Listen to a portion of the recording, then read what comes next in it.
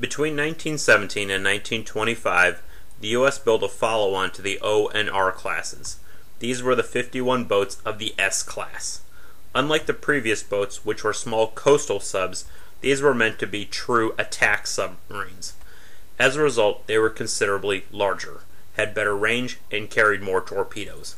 Like the previous boats, they were built in several batches meant to experiment with the submarine concept in the wake of its effectiveness in the First World War. While a class usually consists of vessels that are nearly identical, the S-class was different. A better way to think of them is a group of similar classes with a common mission. 5 groups were built. The 854 surfaced and 1,062 submerged ton S1 group, which was prototyped by S1, followed by S18 through 41, were built by Holland's Electric Boat. While the smallest of the batches and technically conservative, they also proved to be the most reliable. Electric Boat's experience paid off with them being safer than the other batches.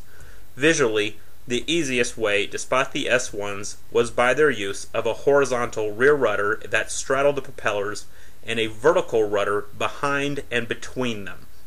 Also, their conning tower is slightly further forward than on the Navy-designed boats.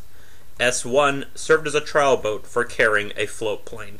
This was done by putting the plane in a cylinder aft of the tower.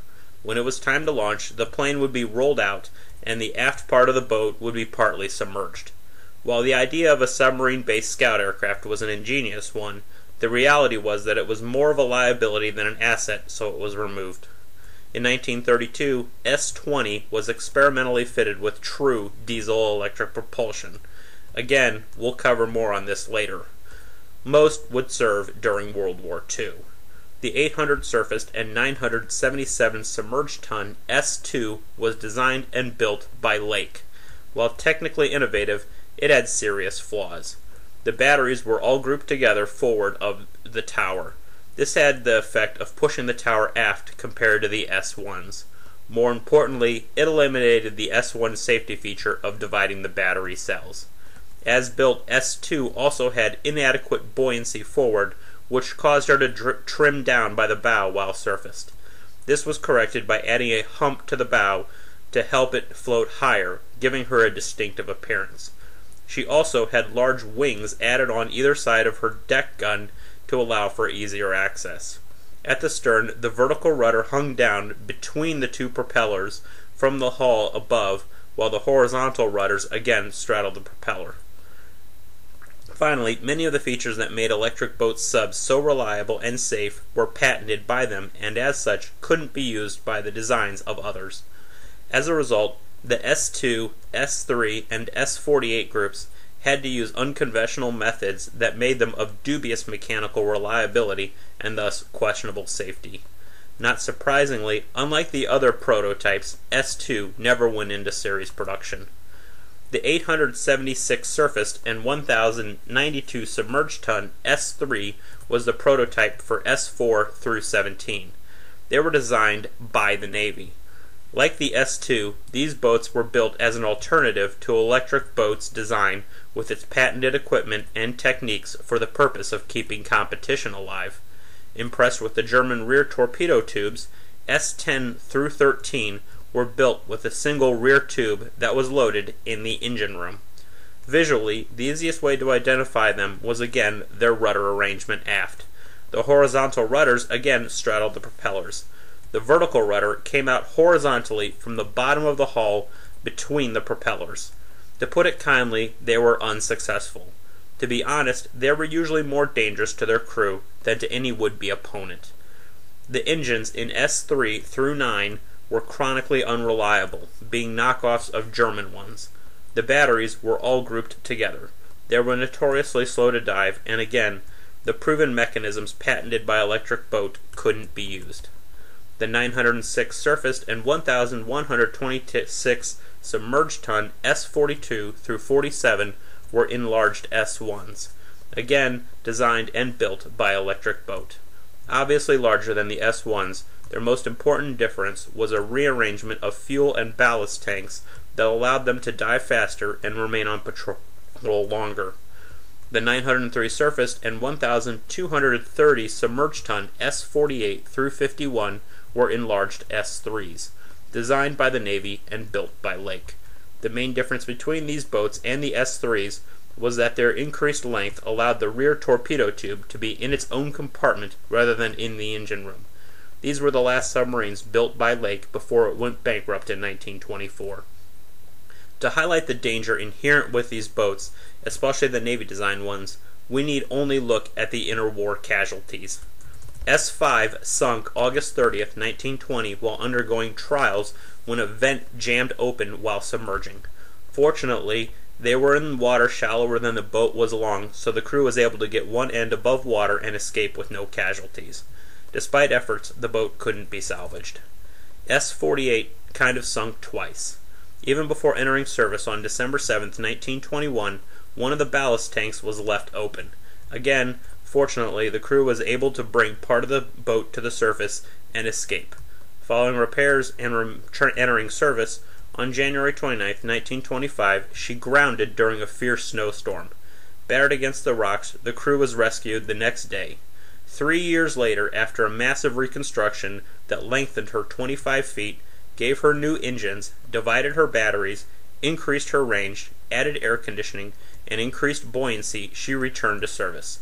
This reconstruction was planned for all Navy-designed S-boats, but was canceled due to cost overruns. S-50's battery exploded February 6, 1924. Following repairs, she returned to service. S-51 was accidentally rammed and sunk September 25, 1925, with only 3 survivors. Raised the next year, she was sold for scrap. S-49's battery exploded April 20, 1926, spreading hydrogen gas which killed 4. Following repairs, she returned to service. S-4 was accidentally rammed by a Coast Guard destroyer and sunk December 17, 1927, with no survivors. She was raised and repaired the next year. In light of this questionable safety record, it shouldn't be too surprising that when the 1931 treaty required a reduction in U.S. submarines, the axe fell most heavily on the Navy-designed boats, many of which were already in reserve anyway. S-2, 3, 4, 6, 7, 8, 9, 10, 19, 49, and 50 were all either sold for scrap or sunk as targets in the 30s. The remaining Navy-designed boats, S-11 through 17 and 48, were spared only due to their more reliable engines. The electric boat-built subs minus S-19 were decommissioned to reserve or relegated to training. With the start of World War II, all remaining boats were brought out of reserve. The Navy-designed boats spent the war operating off the East Coast as training vessels. They were all decommissioned near the end of the war. The electric boat-built subs, on the other hand, returned to frontline service or were lend-lease. S-25 was sent to the Royal Navy as P-551 in November 1941. She was then relent to the Polish Navy. She had to be scuttled after being damaged while covering PQ-15 May 2, 1942 in a blue-on-blue engagement. S-1 was lent to the Royal Navy as P-552 in April of 1942. Returned in October 1944 at Durban, she was scrapped. S-21 was lent to the Royal Navy as P-553 in September of 1942. She was returned in October of 1944. S-22 was lent to the Royal Navy as P-554 in November of 1942. She was returned in July of 1944. S-24 was lent to the Royal Navy as P-555 in August of 1942. She was returned in 1945. S-29 was lent to the Royal Navy as P-556 in June of 1942. She was returned in January of 1946. Main armament was forward 21-inch torpedo tubes for 12 Mark 10 torpedoes. S-10 through 13 and 48 through 51 had a single rear tube for 2 Mark 10 torpedoes. Like the previous Rs, the S's tubes were too short to use the later Mark 14 torpedo. One open-mounted deck gun was carried on all remaining boats by World War II. Propulsion varied depending on the batch. All had 2 diesels that generated between 600 and 1,000 horsepower to recharge the batteries and give them a top speed of about 15 knots while on the surface. While submerged, of course, they ran off their battery-powered electric motors, which was capable of either 600 or 750 horsepower, depending on the batch. This gave them a top submerged speed of 10 or 11 knots. Like all subs of their era, they had 2 propellers. Diving depth was again officially 200 feet. Wartime modifications were only made as necessary when boats could be spared and the equipment was available. These included the addition of heaters, air conditioners, a fathometer, radar, improved sonar, and navigation equipment in boats serving on the front lines.